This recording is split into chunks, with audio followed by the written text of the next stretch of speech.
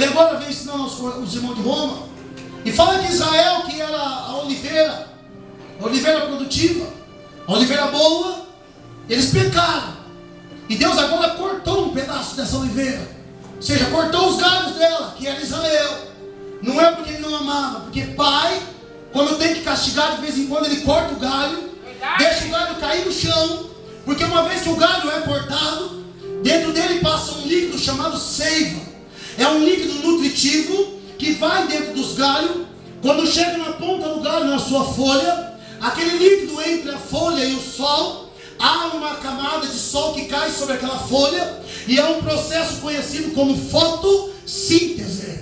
Foto-luz, síntese, resumo da luz. Escuta isso. Os jovens que estudam sabem bem disso, mas talvez não conhecia a revelação disso. Mas nessa noite Deus se manifesta para explicar a ciência da sua palavra no meio da sua igreja. Escuta isso. E uma vez que esse sol bate na folha da árvore, a seiva fica mais nutritiva e o líquido volta para a planta, alimentando agora. Escuta isso. Mas tem uma parte da folha que sai como gases para a atmosfera, ou seja, o nosso oxigênio. Esse é o processo da fotossíntese. Presta atenção que Deus está ensinando. Escuta isso. Presta atenção. A luz é representada por Jesus. Malaquias profetizou que nasceria para nós o sol da justiça. A árvore com suas folhas representa nós, a igreja. O tronco e a raiz representa Cristo. Cristo é aquele que está ligado no solo. O solo recebe a água, que representa nesse momento o Espírito Santo. Porque água tem em todo o universo. O mundo subsiste pela água. Tudo tem água. No ar tem água. No mar tem água. Na terra tem água. Nas plantas tem água. Nas cadeiras, nas paredes tem água. Porque tem unidade. Ou seja, o Espírito Santo, ele entra em todos os lugares. Não tem quem breca. Não tem quem breca. Assim diz Deus: se tem algo impedindo a minha obra, escuta nessa noite. O meu Espírito, como águas vivas que correm no trono de Deus, está entrando em algum lugar, está tirando sujeira, está limpando. O nome dele será glorificado. E a parte do ar que vai para a atmosfera serve agora para dar condições de respiração a todos. Escuta isso. Quando eu vi as irmãs cantando aqui na frente, disse que temos que ter coragem, não foi isso? Então todo mundo vai dizer junto: coragem. De novo, coragem. Escuta isso. Coragem não quer dizer que por dentro você não esteja com medo. Não quer dizer isso. Muitas vezes Deus apareceu para Paulo e falou para Paulo: não temas. Você já viu alguém falando para outra não temer se ela não estivesse com medo? Uma coisa diferente que eu vejo da presença de Deus é que toda vez que Deus fala uma palavra para alguém, Ele dá solução. Se de repente na sua casa estiver alguém morto, ou num velório, você velando aquela pessoa, tem um monte de gente que chega, bate nas suas costas e fala: não chores. Mas o que adianta falar para mim não chorar e não conseguir tirar de mim o meu problema? O que adianta? Mas um dia no capítulo 7, versículo 11 do Evangelho de São Lucas, Jesus falou para ele assim: Lucas, escuta meu espírito aí, e escreve que um dia eu estive aqui embaixo. E Lucas, ouvindo isso de alguém, ele começou a escrever. Escreveu sobre a viúva de Naim. Diz que ela vinha com o seu filho, presta atenção, ela vinha com o seu filho e uma comitiva de gente só chorando e lamentando a morte do filho, porque além de ser viúva, não ter marido, ainda perdeu o filho que tinha. Jesus sabia que ela não teria mais recurso e que teria muita gente perto dela só oprimindo. Ele chega para ela e sabe o que ele fala: mulher, não chores. Mas ele não parou só nessa palavra. Diz que ele parou o esquife, ou seja, o caixão, e já olhou para o menino e falou: olha, acabei de falar para tua mãe não chorar, então por favor, ressuscita, porque eu sou a ressurreição e a vida. Nessa noite, escuta, minha irmã, cada vez que Deus tem profetizado na tua vida, escuta, meu irmão, cada vez que Deus tem pregado uma palavra na tua vida, fica tranquilo, porque qualquer hora dessa você vai chegar perto de um caixão, daquilo que está sepultado, saber que a minha palavra não consiste só em pregação e palavra, mas em poder e virtude, assim diz o Senhor. Glorifica a Deus, glorifica a Deus, aleluia. Paulo fala assim para Onésimo: menino, você vai voltar para o seu senhor, o nome dele, você sabe que é Filemão. Só que você vai voltar com uma coisa na mão, porque Deus não despede vazio.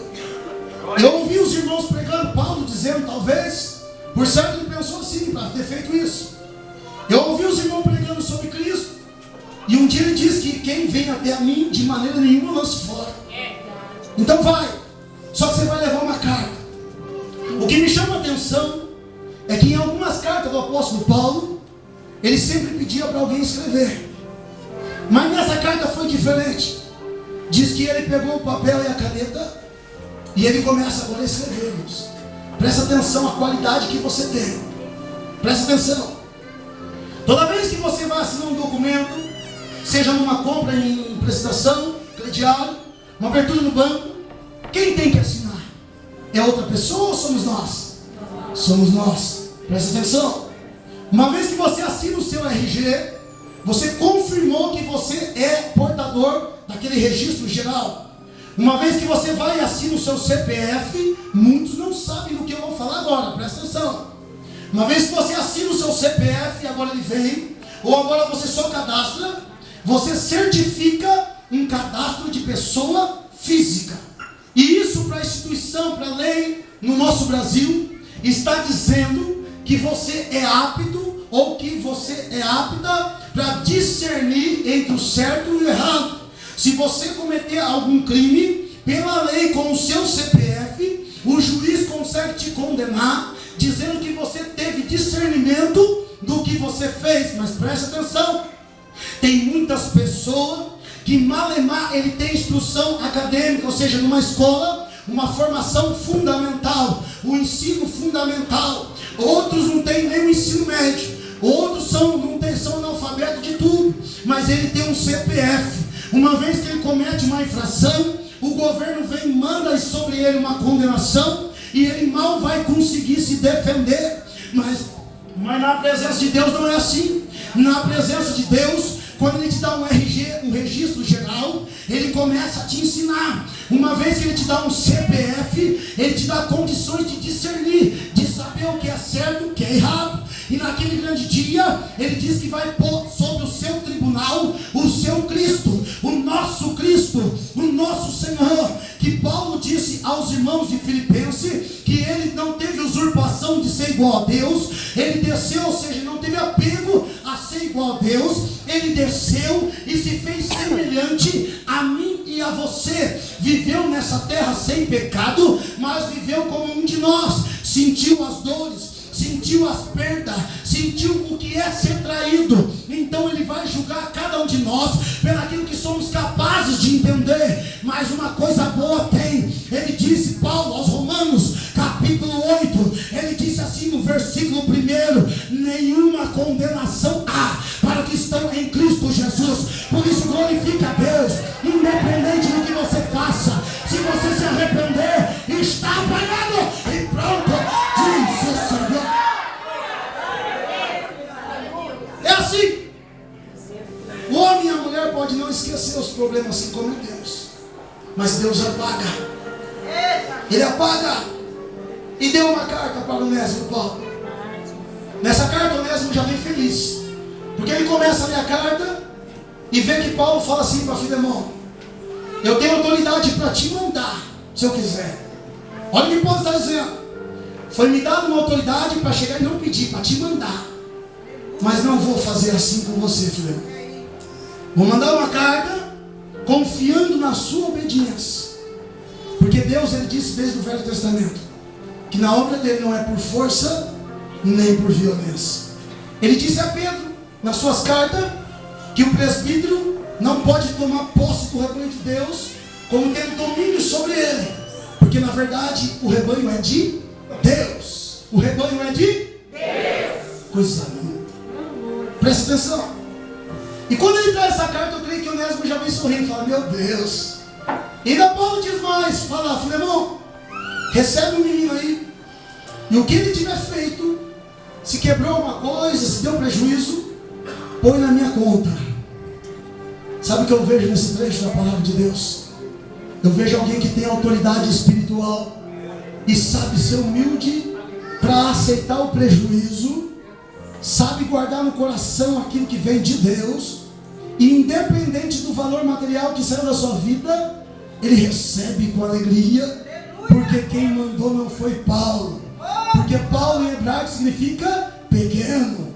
Quem mandou foi Deus, que no hebraico e em todas as outras línguas no mundo significa grande, grande, grande. E quando ele manda, só cabe eu a você obedecer. Como disse sábio Salomão: tema ao Senhor, tema, respeite os seus mandamentos, louvado seja o nome do Senhor, e quem assim fazer vai ser bem-aventurado.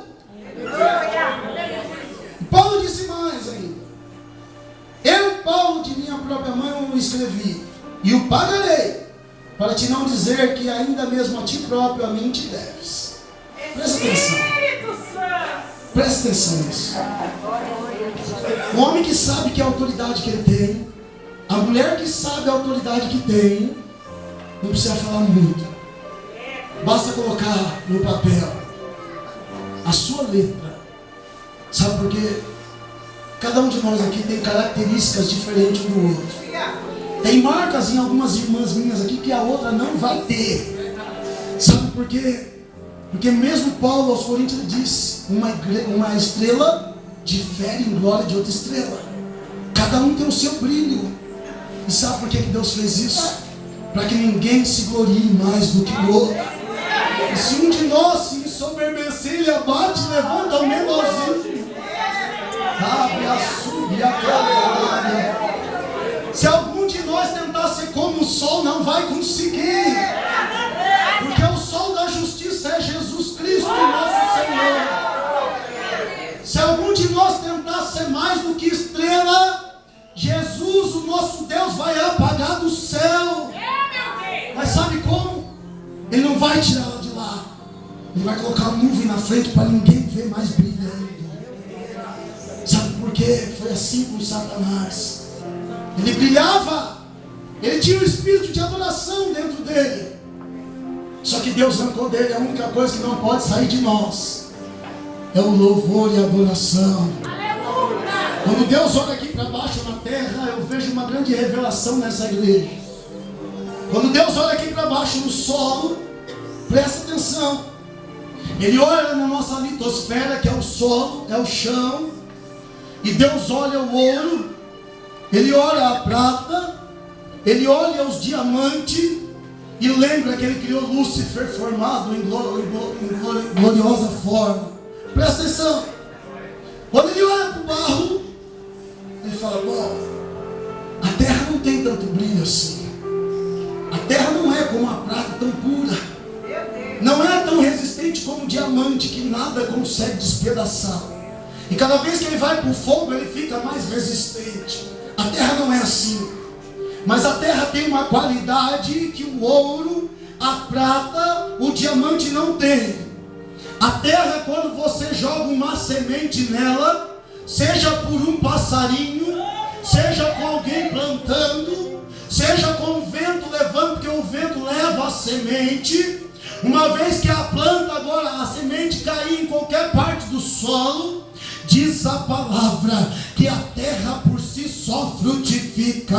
Sabe o que eu vejo aqui? Eu vejo que tem pessoas que entrou aqui e tem sua vida como um desânimo. Às vezes olha para o espelho, já não sente alegria com a própria face. Às vezes olha para a sua vestimenta, fica preocupada com o que os outros vão pensar. Às vezes olha para o seu carro, pensa que porque quebrou não dá para ir na congregação. Mas eu vejo pessoas aqui que quando cai a palavra de Deus dentro do seu coração, quando o semeador sai a semear, essa pessoa começa a frutificar sozinha, começa a crescer, começa a glorificar, começa a magnificar, porque se torna uma árvore frondosa na presença de Deus.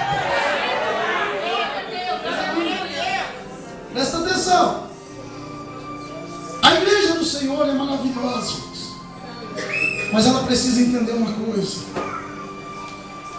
Abaixo, aleluia! Todo mundo sofre, irmãos. Tem irmãos, eu conheci irmãos que disse que um dia queria estar aqui dentro da igreja. Quer ver essa pergunta? Quantos aqui oram pelos ex-presidiários? Levanta sua mão. Presta atenção. Aqui dentro tem mais do que um, não tem um só. Mas eu sou a resposta da sua oração. Louvado seja o nome do Senhor. Se você pediu, está aqui nessa noite. O testemunho de alguém que saiu do cárcere, há 16 anos trancado lá dentro. Muitas rebeliões se passaram, muitas transferências passou, mas a flor cresceu, a árvore cresceu, para dar um fruto para você, e dizer que se você plantar hoje, amanhã você vai colher dessa árvore, vai comer muito fruto, e o nome de Deus vai ser glorificado. Isso é o evangelismo, minhas irmãs. Esse bairro aqui tem meninos como eu, que a qualquer momento vai parar no cárcere ou na sepultura como meu finado irmão. Tem meninos que vão parar como alguns amigos meus. Eu trabalhei aqui na frente, aqui, ó, nessa rua 20. Não tinha nessa igreja ainda na época. Ou pelo menos eu não tinha reparado. Porque o homem, quando está cegado, está enquadrado no que Paulo disse aos Coríntios. Satanás cegou o entendimento dos incrédulos, para que não resplandeça a luz do Evangelho. Mas sabe qual é a parte boa de tudo isso? É porque Jesus deu autoridade no capítulo 10 de Mateus para os seus discípulos. E vocês vão ter autoridade, como ele falou para Lucas escrever também. Escreve aí, Lucas, que eles vão pisar serpente e escorpião e toda a força do inimigo. Ou seja, vocês são a luz do mundo. Vocês vão entrar em lugares aí que é treva, mas aonde chega a luz, a treva é dissipada. Evangeliza, evangeliza, evangeliza, e ide por todo mundo, pregar o evangelho a toda criatura. Quem crê e for batizado será salvo, diz o Senhor. Irmãos, vou fazer uma oração com os irmãos. Se coloque de pé. Eu vou precisar sair um pouco, mas seus irmãos se assustem com isso. Eu estou monitorado também.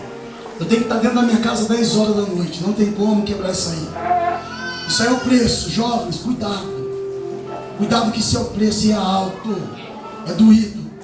Pastor, me permita mostrar aqui um monitoramento só para criar temor no coração dos jovens. Preste atenção. Isso é um monitoramento. GPS que vocês gostam muito de ver por aí. Isso aqui na minha perna mostra hoje que eu estou aqui dentro dessa congregação.